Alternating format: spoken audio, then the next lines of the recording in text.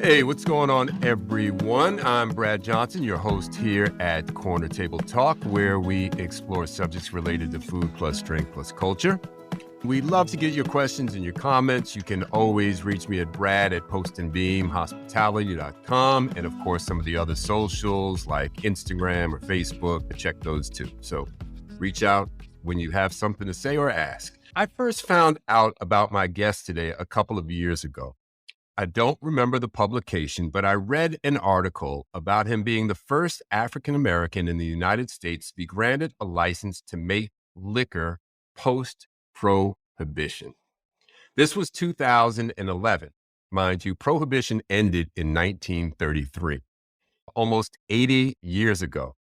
That is a story in and of itself, possibly for another day. After a cancer scare that turned out to be a benign tumor in his spine, my guest quit his job as an advertising executive and with no formal training or background in the beverage industry, began to make Sorel liqueur. Interesting story, I thought.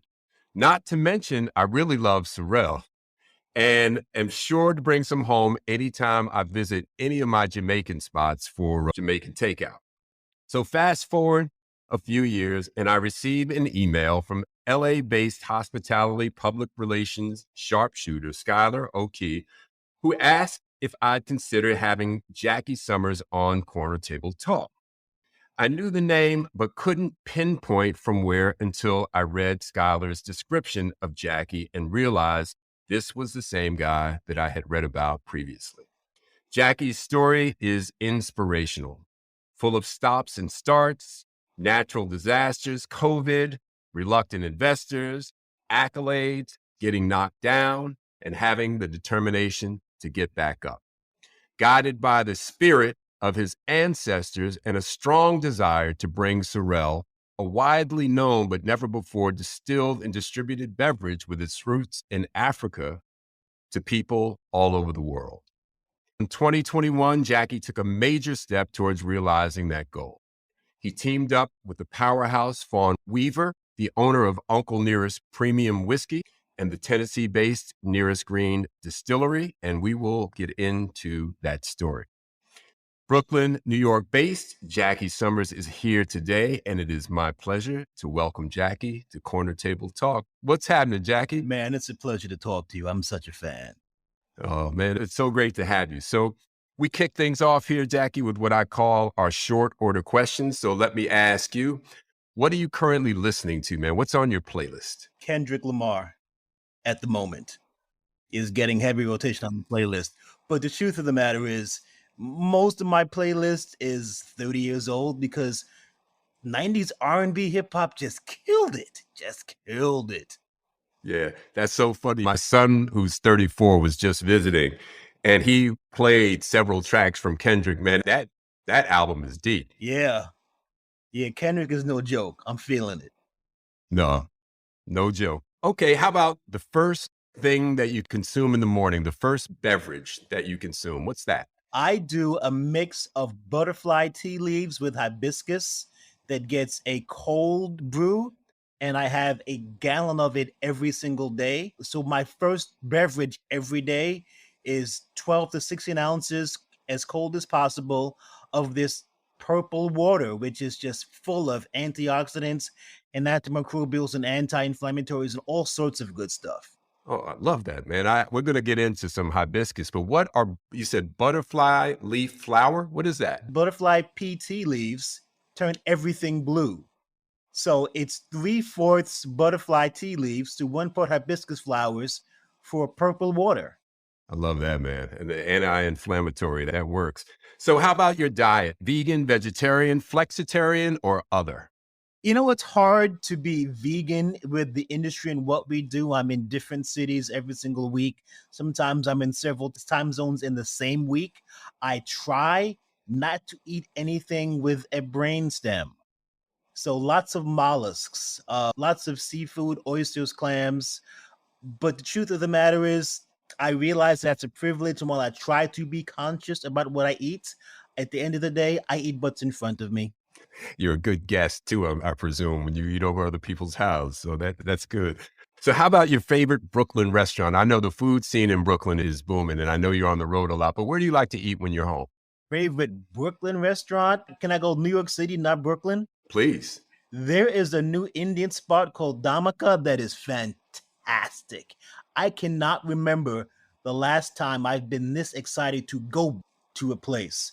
It is the kind of Indian cuisine that has entirely not been filtered down for American tastes.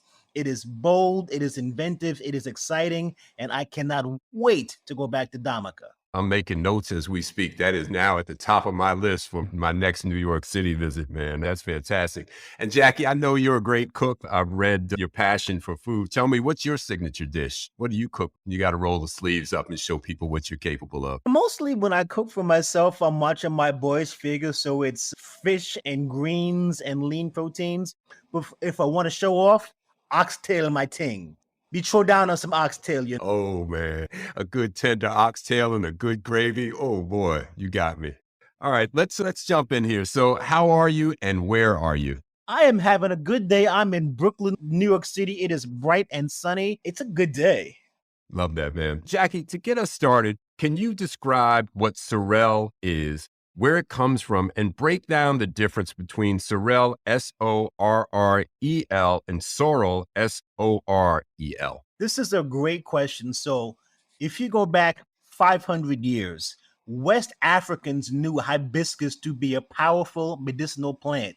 Again, full of antimicrobials, full of antioxidants, natural source of vitamin C. It's a natural aphrodisiac. And they would make a tea from this flower. And this was part of their ceremony and their traditions. And then around 500 years ago, the transatlantic slave trade starts, and bodies and spices are stolen from the continent of Africa. This flower, the hibiscus flower, takes physical roots in the Caribbean islands, but the people who knew what to do with it were transported along with it in the bottom of ships. So every island ends up doing a slightly different version of what comes to be known as sorrel, Sorel. And you would get a version that was based on what spices were being traded through the ports and what indentured servants were working there. For example, if you go to Jamaica, which had a large influx of indentured Chinese workers, you would get a version of sorrel with, of course, ginger and allspice and cardamom and rum, because everything in Jamaica are rum. If you went deeper into the Caribbean, say Trinidad and Tobago, you would get a version of, again, hibiscus with East Indian influences like cinnamon and nutmeg, but not as much rum. The Trinidadians aren't as big a drinkers as the Jamaicans are. Nobody is. My grandparents came from Barbados 100 years ago, and my grandfather was a chef. So I learned about the culinary traditions from my mother, who was taught by my grandfather. I made a version of sorrel in my kitchen, like a good Bayesian, for almost 20 years and did not think twice about it. It is a product now because I made the first ever shelf stable version of this beverage. You can open it, close it, come back in a year, and it does not go bad. So the difference between Sorel and sorrel, aside from the pronunciation, is Sorel is basically the same exact thing, but refined for, I don't want to say public taste, but for public consumption, in that it does not go bad. Got you. Got you. Thank you for that. So, as you mentioned, your family originally from Barbados in the 20s. Your dad was a jazz pianist who played with Louis Armstrong, Duke Ellington, Billie Holiday. And your mom, who I believe is still alive, was a research scientist. And I read that there was always a picture of Sorel around your house as they would add a little rum to it once the kids went to bed. And your mom and dad had two very different but interesting career paths. So before we get into the Sorel, talk about your home life. Food was a big part of it. And of course, food tells a story. What was home life like for you growing up, Jackie? The beauty of my home life was that both of my parents were entirely devoted to each other. I had a very, as it goes, normal childhood with two parents who loved each other deeply and truthfully paved the way for what I do in ways I can never begin to understand. I know that I moved through the world as a beneficiary of the work that they did and the examples that they set, in that they raised a family not just through the Depression, but through the civil rights movement. My parents were able to buy a house before segregation was officially declared illegal. My parents fought for civil rights and marched. My parents fought battles I never have to fight. And that is largely what allows me to do what I do today. So I move forward every day with gratitude and an obligation to pay back what's been given to me. I hear you, man. That generation was really something else. I don't know how old you are, but I'm in my 60s, and my dad was born in 1925, my mom in 1932. And what they went through to pave the way for us to have this life was really something. There's also been a lot written, Jackie, about the origins, pathways, and attempts to define Black food over the past several years, culminating recently with the Netflix show, of course, High on the Hog. And as a person of Caribbean descent, growing up in Queens and Brooklyn, when did you recognize Caribbean cuisine and culture as something unique? And when did you first become curious about its roots? I remember being a child, 5 years old, on the streets of Brooklyn at Labor Day weekend, where they would do Caribbean Day Parade every single year. This was an event that my parents took us to religiously, and there would be 2 million people of Caribbean descent out on the streets of Eastern Parkway, and there were floats, and there were parades, and there was music, and there was dancing, and there was spectacular costumes, but mostly there was food. And I remember being a small child and stuffing my face with beef patty and roti and rice and peas and oxtail and washing all of this down with sorrel and thinking to myself, this is who I am. This is me. This food is who I am.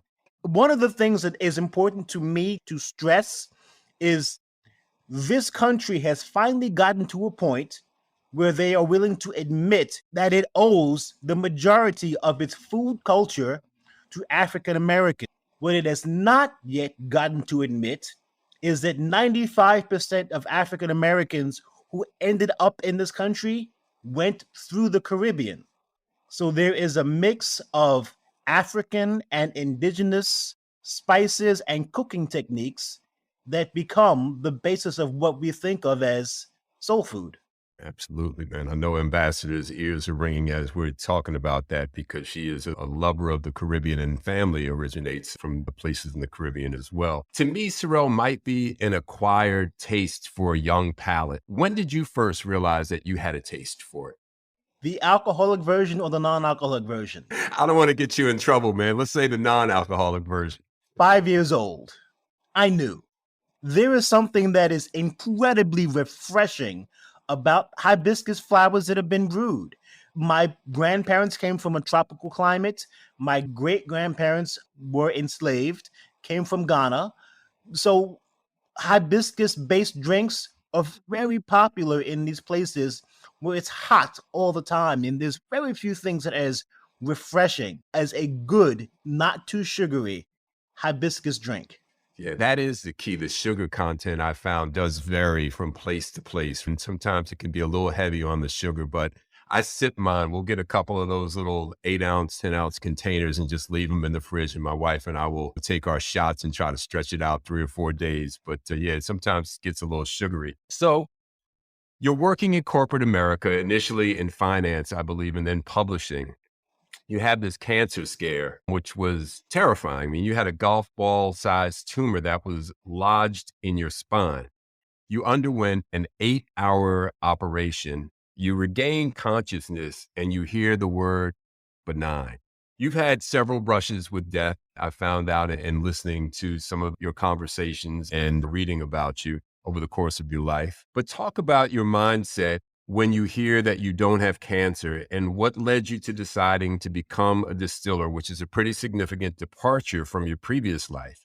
You've mentioned an opportunity to merge your two passions, social justice advocacy and making liqueur, but just take us to that moment, Jackie, where you regain consciousness, you hear the word benign, and you think this is time for a new chapter in my life.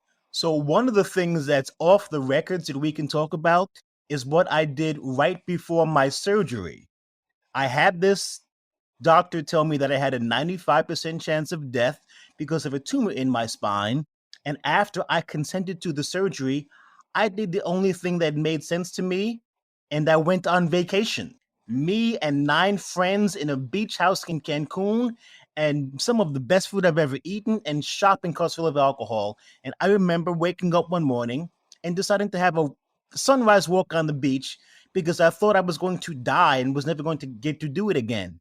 And I grabbed a bottle of mezcal, kicked off my shoes, watched the sunrise over the Gulf of Mexico, and had a good talk with Death. And Death had interesting things to say. At 6 o'clock in the morning on half a bottle of mezcal. But the thing I remember her saying, and it's a her, she's never wrong. The thing I remember her saying most clearly of all is, Jack, I don't know why this has you so freaked out. It's not the first time I've come for you. It's just the first time you're paying attention. So I made peace entirely with the idea of my own death. I remember waking up from the surgery, hearing the word benign and thinking to myself, I'm living today, but I'm still going to die. So it no longer matters to me when or how I die. What matters is what happens in between now and then. And I didn't want to waste one more day in a cubicle in an office doing things I didn't really like around people I wasn't fond of for not nearly enough money. Brad, what I really wanted to do was day drink. And when I couldn't figure out who was going to pay me to enjoy that lifestyle, I launched a liquor brand, and here we are.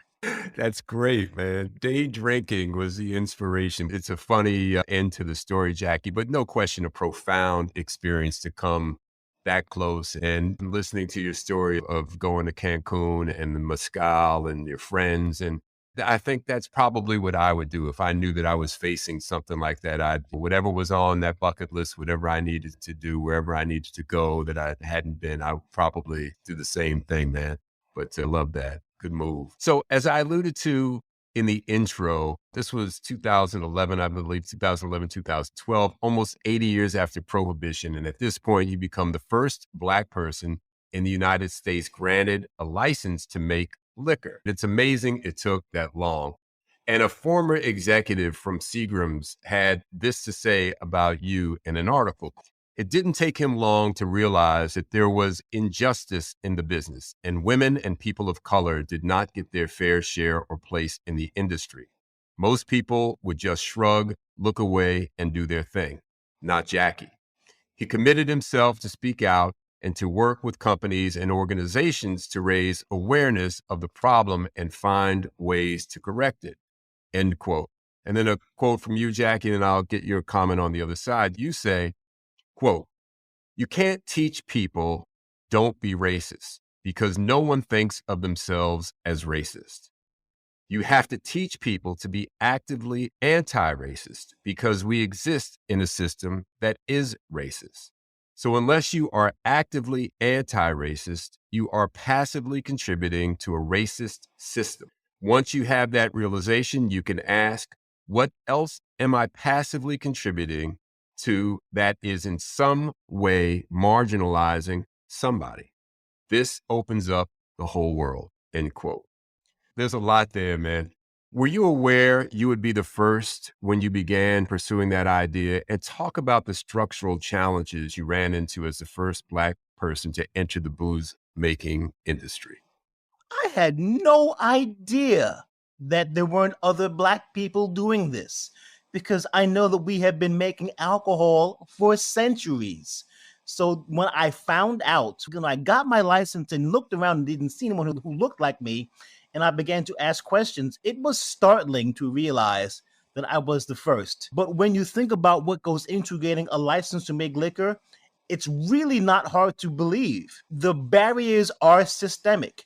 Unless you have $1 million lying around, and I did not have $1 million lying around, or unless you come from a liquor family, it is very close to impossible to acquire a distilled spirits plant permit. The only thing that I have really going for me is that I come from people who did impossible things as a matter of living. And this is the thing that I learned from my parents is it is just about trying to get through the day. It is not about trying to inspire. It is not about trying to set some kind of historical legacy. It's about trying to live. My father was trying to live, my mother was trying to live, and they did what they had to do. They did not think of it as special. I don't think of what I did or what I do as special. I am trying to live and make life better for those. Feel you, man. What point were you in the development of your Sorel brand when Hurricane Sandy hit? I read that there was 6 feet of seawater in the basement and 5 feet on the first floor. So what happened? And talk about your rebuilding process up to the point where you reached out to Fawn Weaver. 6 months in, Hurricane Sandy decimated my distillery, and insurance didn't pay a dime, and FEMA did not pay a dime. Basically, put the entire thing back together with sweat and volition and every last cent. I had a really good run from 2013 to 2015, got several bad business deals, took a pause on production. And then, as you mentioned, in 2021, was in the process of seeking better partnerships and came into contact with Fawn Weaver. And God bless her, I will never forget, and it's with all my heart. I talked to all of the top people in the liquor industry who loved my product and wished me the best of luck with it. Fawn Weaver is the person who decided I'm going to step in and personally put this product and this guy back into the game. So again, God bless Fawn Weaver. I would say. So what do you think sold Fawn on your product and you when others were so reluctant? There were two things that really sold Fawn. The first is it was delicious. I sent her a bottle and it was just, she really appreciated the fact that it is a delicious product that should be on shelves. And when she looked at the business plan that I'd sent, she realized that there was implicit bias that I was facing for being a dark-skinned Black man from Brooklyn. And she realized that this was the primary impediment to people agreeing to work with me and or finance my projects. She did not see this as an impediment. She saw it as part of aligning with her own narrative of making sure that African Americans in this country get the credit they deserve for our culinary contributions. So in that sense, my purpose aligns entirely with her own. I would say, man. And Jackie, the story of Nearest Green, who taught a young Jack Daniel the craft of distilling, is indicative of how African-American contributions and experiences are often overlooked and exploited historically. I just read an interview last weekend in the New York Times with Tom Hanks, who only recently became aware of the Tulsa massacre. The implications of a large portion of the population not knowing about this, that it could be kept out of the mainstream flow of information, are just wide ranging. But closer to our subject today, a couple of years ago, while reading Alice Randall's Black Bottom Saints, I discovered Thomas Bullock, who was the first African-American to write a cocktail book, The Ideal Bartender, which was published in 1917. I see you nodding your head, so you obviously knew about him. I had never heard of him, man, despite all my years in hospitality.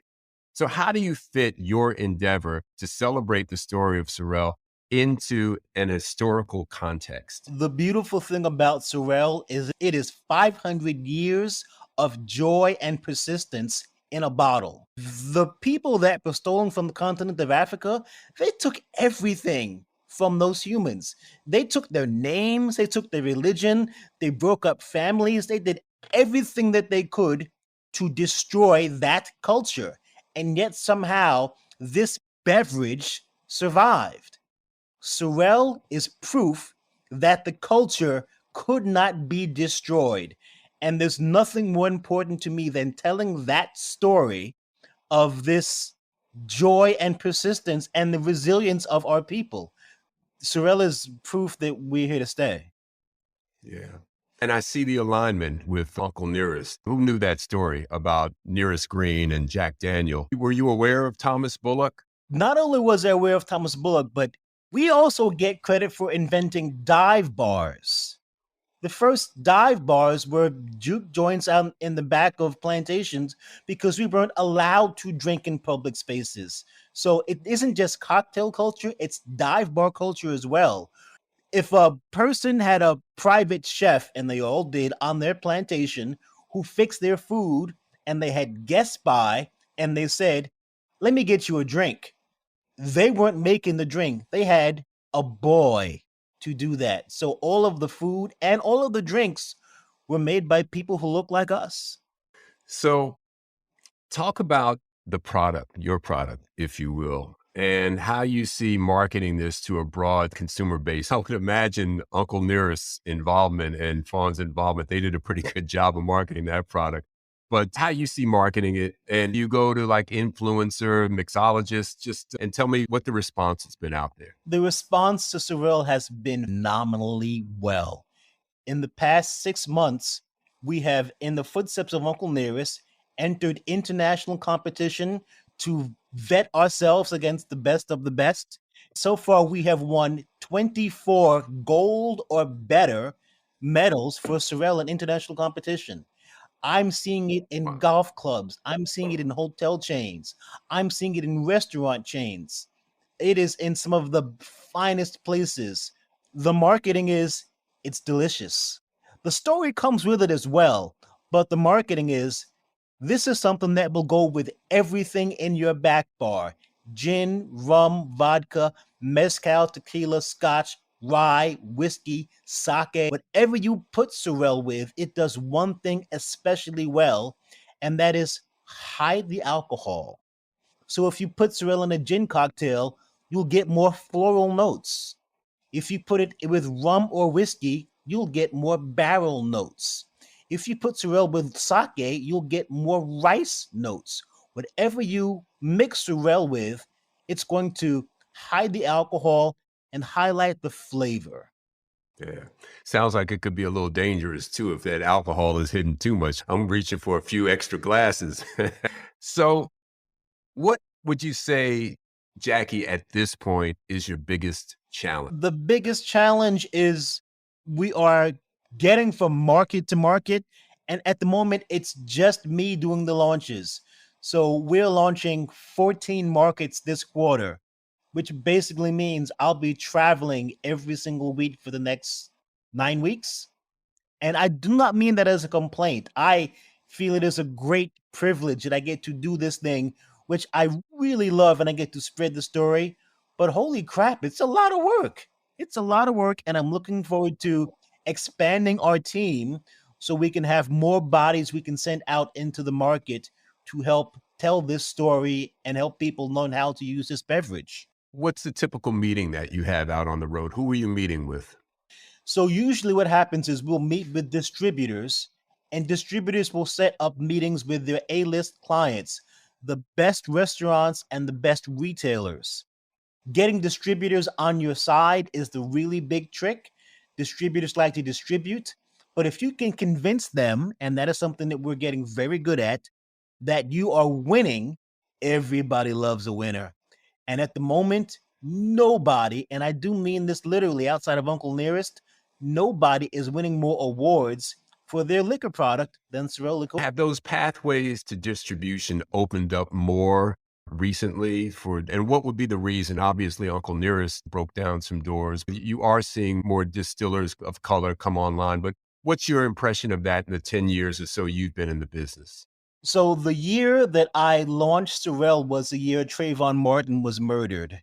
And it made it clear to me that I had an opportunity to use my platform to speak about social ills. And it was an interesting thing in that, as you mentioned earlier, I try to teach people to be anti racist. But in the process, I thought to myself, am I actually anti sexist?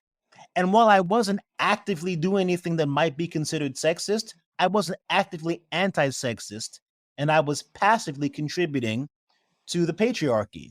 That was a revelation for me in that it opened up all of the other blind spots that I can contribute. So, one of the things that I try to do, and that I've tried to do both with my writing and with Sorel as a platform, is take a stand for social issues. it is not enough to sell a lot of alcohol. That is something that lots of people can do. But if I can try to make the world an even slightly better place for underserved communities, that's a much better purpose at the end of the day than getting people inebriated. Well said. I've read some of your writing, Jackie, and you really are a talented writer, man. I would certainly encourage you to do more of that. Some people just have a flair for telling a great story, and you certainly have that, brother. So I would encourage you there. We're winding down, and I have a couple of more things I wanted to ask you about. And if you don't mind, on a more personal subject, the passing of your dad. You lost him to cancer, and you wrote a piece that beautifully describes a food experience. And food, in particular, your mom's cooking, was a big part of your family life. And the passage from your writing is you in the room as your dad is experiencing his last stages of life. And you wrote, quote, "And then he breathed, a sniff at first, then a deep, intentional inhale. The aroma hit him. His pupils contracted into focus, then awareness. A smile crept across his face as I watched the light return to my father's eyes, effervescent as ever. Dad called our names. He thanked us. He asked some legal questions, all while dunking scallops in hot sauce and scarfing them down like it was his last meal. He told Mom he loved her before fading back into oblivion. That was his penultimate moment of lucidity before he died. 3 days after feeding my dad his last meal, I knelt by his bedside and held his hand until his pulse slowed to a stop. Part of what makes these moments precious is the knowledge that they are transitory. At some point, there will be a last everything we ever celebrate with Mom, just as our final family seafood fest with Dad was in his hospice bed," end quote. So we don't all get to experience the final moments with our loved ones. I missed those last breaths with both of my parents by a matter of hours, and I've always regretted that, Jackie. And I'm curious about how it felt to be there in that room holding his hand at that moment. The update that I have for you is that I lost my mom in January. So, like dad, I was with mom, holding her hand and telling her how much I loved her as she took her last breaths. And it is surreal in that there's the part of you that knows on an intellectual level, this is a good death. This is making sure that a person, as they transition to whatever is next, is being comforted by people who truly care for them. I know my dad and my mom left the world on their own terms and in the best possible way. But holy crap, it doesn't make it any easier to manage the grief. Yeah, I'm so sorry, man. Did not realize that about your mom, that she had passed. So my condolences to you, man. Thank you. Yeah, the grief, the immediacy of the grief, it does subside, but a piece of you has left the planet and you're never quite the same after that. Is that how you feel as well? Brad, when my dad died 20 years ago, I immediately went into be strong for mom mode. And I spent 20 years making sure mom had whatever she needed because she'd lost her life partner, her husband, in 56 years. And then mom died this past January. And suddenly I didn't have anybody to be strong for anymore. And I realized I had never actually grieved my dad. So now I'm grieving them both while I'm traveling the country launching this liquor brand. I say that to say the stuff that people see on Instagram is real. We are getting a ton of press. We are getting a ton of awards and lots of recognition. Sorel is showing up in cocktails around the country, but always look beyond the obvious. There's always more than what people see. There's always battles that are fought that are not talked about publicly. We're all struggling. If you can, be kind. Good words, man. Good words. And again, my condolences to you. So, on a bit of a lighter note and a happier note, I know that you mentioned day drinking, and I wanted to ask you what your favorite time of day was to have a glass of your famous product. And Describe your ideal setting, Jackie, if you would. So the beautiful thing about Sorel is it goes best with friends. My morning starts early. I pray, I exercise, I meditate. I'm usually working by 8 o'clock in the morning. I have very productive mornings. I go straight through to about noon, have my first meal because I intermittently fast. And then I go hard until about 4 o'clock. And by 4 o'clock, I'm looking at West Coast time, seeing if there's anything on the other side of the coast that needs my attention. If not, I like Sorel and ginger beer with a little bit of lime over ice. That is the best way to end a difficult day, and ideally with people you care about. Yes, sir. Sorrel with a little bit of ginger beer over ice. I'm with you on that, man. Jackie Summers, so proud of you. Love the work that you're doing. Love your product. And whatever we can do on this end to support you, man, you got us because you're a phenomenal story. Very proud of you, brother. Thank you for joining us today. An absolute pleasure. Thank you so much, Brad. So the portion of the program I always look forward to, my dear sister, Ambassador Shabazz, and how we move. How about Jackie Summers, huh? He is really a testament to staying after it. Staying after it. I mean, resilience, endurance, dare to be determined, overcoming things and following dreams, a bit of all that we all have to ascribe to as well. I was really excited to listen to his joy, his positive affirmations, and how he approaches things in his life and the outcomes as a result. I think about him also as this Caribbean brother, albeit from Brooklyn, and that which he, like many of our focuses, bridges that gap between the lands before now and connecting those dots. When we think of both culinary or medicinal value of root food plants, the significance, you can have the flavor, the taste, and also a commercial component. That's right. Now, are you a fan of sorrel as a beverage? As a plant and as a beverage, I don't really imbibe much. That I know. But I certainly know the value of sorrel, both as a beverage and also it's a great soup. You can make a kind of puree or like the way you would make a split pea soup. You would simmer a pot of veggies in a stock or broth. If you're a vegetarian, you have another combination of what flavors that broth. Then you put the sorrel in for maybe, I don't know, 3 minutes. So the leaf is tender, like a spinach. And then you put it in a blender and then put it back in the pot. It's delicious and it's good for you. Check you out with a little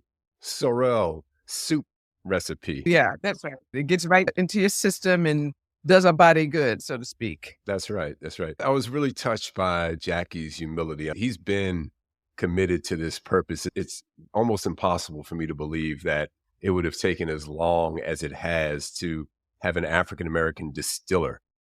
Amazing. And didn't know that he was doing that, becoming that. Or that's where ingenuity and innovation and just daring to follow a passion really just simply pays off. We underestimate how it's either populated or not, those particular. But I'm glad that he has made a product that we can all be the beneficiary of. Yeah, me too. I'm like you. I'm not much of a drinker, but something about his day drink idea at 4 o'clock or whatever time he shuts down, I have to admit that has some appeal. Yeah. Yeah. A little unplugging. When you think about that toddy that people make, or as people have been under the weather, that little bit that could be in a warm tea or added to something before going to bed, or the medicinal component of it without it being a pastime. Yeah. I would love to have him join us the next time we're in New York at that authentic Indian restaurant that he described in the city. Oh my God. Okay. So when you mentioned that, when you mentioned Domika, I have to say that I love the seasonings that's in East Indian cuisine. And he said it was authentic and not watered down or anything. So I'm looking forward to that. Put me on your, at your table. It's you and me, of course. So tell me, what's going on? What have you been up to? I know you've been on the road and doing stuff and traveling all over the place and taking people places. So give us a little rundown. I have to say, I do have to figure out if I need more sorrel, natural sorrel in my diet, just to keep up.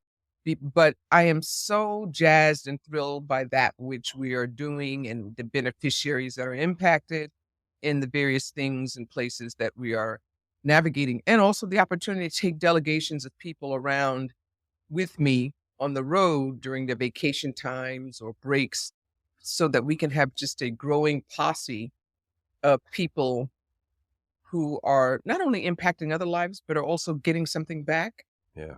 from the experience. I'm right now in Louisville, Kentucky, where I just came to host a table for the ninth annual Muhammad Ali Humanitarian Awards. It's likened to the Kennedy Center Honors.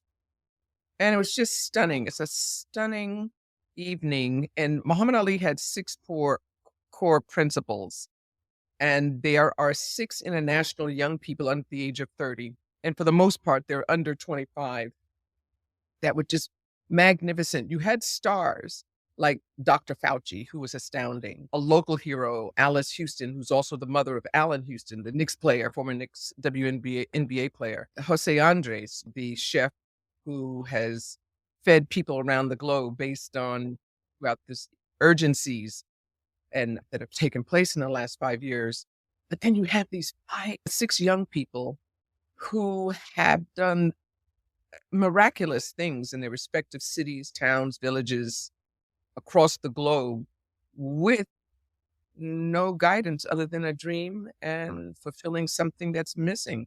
And listening to them speak and articulate the reason. Some are refugees and just forging ahead. Where there was a gap, they filled it in. And in filling it in, they impacted, they touched the lives of others. They maximize those things.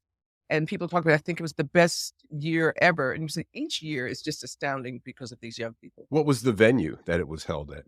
This year, we did it at the Muhammad Ali Center. Usually it's in a large grand ballroom, but COVID shifted that ball. And so we decided to bring it back home. Sure, it's a fraction of the amount of people, but in its intimacy was most valued right now. And everyone is being a little conservative with expenditures as it relates to the drought that COVID put people in. But it was great. It's good to bring people not to Muhammad Ali Humanitarian Awards at another location, but instead at its home base. Oh, beautiful. Absolutely. As you're talking about that, I'm thinking of all of the guests that we've had and the variety of people that we've had on the show and your travels and seminar and excursions that you go on. At one point, it would be great if we could pull together a week of inviting some of the folks we've had, combine them with some of the stuff you do, and plan ourselves somewhere and do something great. I would love that. It would be just too, what is it, bomb diggity? We're putting it out there. We're putting it out there in the universe. I love it. Yeah. I love the idea. I think when I think about your guests, I'm like a fangirl to them. They're just amazing. And I believe strongly that's the kind of potency that we have to nurture, the kinds of people that you've had on the corner table talk and who really want to be part of the world in a way that makes a difference, that prolongs who we are. Absolutely. And the connectivity that we've always talked about, the intergenerational connectivity and how important that is for us to continue and foster. That's exactly right. You see, you can tell I'm grinning because that idea just moves me greatly. And lots of sorrel to go around. Lots of sorrel, man. Now that we know that we can put sorrel soup on the menu. Yeah, I'm with that. Ambassador Shabazz and how we move. That's how we move. Nice to see you. You too, my dear.